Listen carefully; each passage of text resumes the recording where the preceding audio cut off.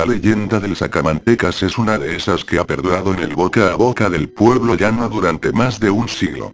En nuestros días, esta historia ha quedado como un viejo mito, pero durante muchas décadas, esta terrible historia aterrorizó a los niños y no tan niños de toda España.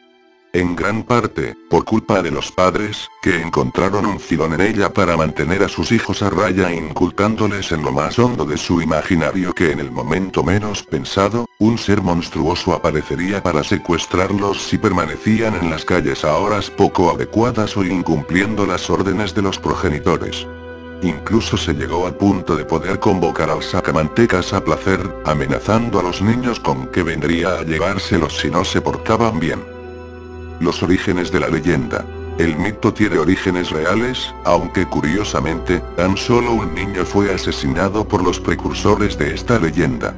Los Sacamantecas, u hombres del saco, fueron asesinos de principios del siglo XX. El principal fue Juan Díaz de Garayo, un rudo agricultor alavés, con rasgos físicos más típicos de un homínido primitivo que de una persona de esa época. El tal Díaz de Garayo fue un asesino y violador de mujeres, en su mayor parte prostitutas, a las que rajaba el vientre de forma atroz. Declaró 6 muertes, aunque se piensa que fueron muchas más por lo espaciado de algunos de sus crímenes. Como anécdota y para imaginar el rostro y los rasgos tan inusuales y terroríficos de este hombre, su captura se debió a que una niña, al cruzárselo por la calle y ver su horrendo rostro, imaginó que alguien con ese aspecto debía de ser el Sacamantecas que estaba azotando con sus crímenes aquellas tierras y se puso a gritar señalándolo. La gente, pensando que el hombre había intentado algún tipo de abuso sobre la niña, lo llevó al cuartelillo, donde Díaz de Garayo se vino abajo y confesó sus crímenes. Al final, fue condenado a muerte ajusticiado en garrote vil. Pero el apodo de Sacamantecas, viene de casi un siglo antes y su artífice es Manuel Blanco Romasanta, conocido también como el Hombre Lobo de Allariz. Este personaje nació en el año 1809 en un pueblecito de la Galicia profunda.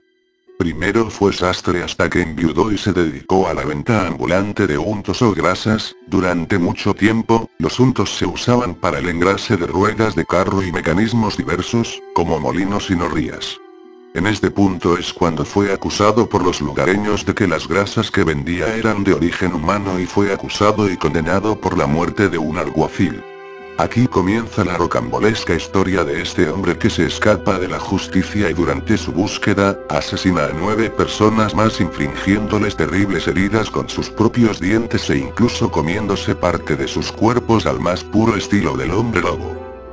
Al final fue detenido y condenado a muerte, pero un hipnólogo francés pidió a Isabel II, que revisara la causa y le permitieran estudiar lo que era un claro caso de licantropía, un desorden psicológico bastante desconocido en la época.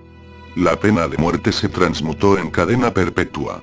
Romasanta moriría años después cumpliendo condena en la cárcel de Allariz.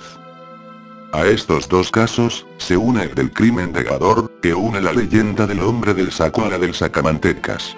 Este asesinato sucedió en el verano de 1910, en un pueblecito muy cercano a Almería. Francisco Leona, un curandero con pocos escrúpulos, ayudado de Julio el Tonto, un personaje con pocas luces de la zona, secuestraron y mataron a un niño de 7 años con el único fin de extraer su sangre y su grasa, para usarlos en la cura de un tercer hombre enfermo de tuberculosis llamado Francisco Ortega el Moruno. Según Leona, la sangre y la grasa de los niños tenía muchas aplicaciones terapéuticas, siendo la sangre regenerativa contra la vejez y diversas enfermedades y los emplastes de grasa todo un milagro contra la tuberculosis. Los 3 elementos fueron condenados a muerte.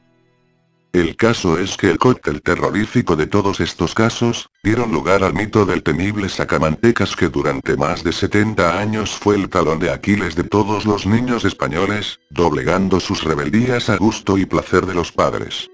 Hay que pensar que la comunicación en aquellos años no era tan fluida como ahora y que las noticias llegaban a los pueblos en muchos casos magnificadas y deformadas por los portadores, viajantes y mercaderes que se quedaban con las escenas más espectaculares que escuchaban en sus viajes, creando sus propias historias. También es cierto que durante el paso de las décadas, otros casos ayudaron a mantener estas leyendas en el candelero, como el de Enriqueta Martí, que no está tomada como precursora de este mito, pero a mi entender es la que mejor lo representa porque este sí que fue un caso real en el que muchos niños fueron asesinados para sacar sus grasas y venderlas en un mercado negro muy floreciente en la Barcelona de 1912.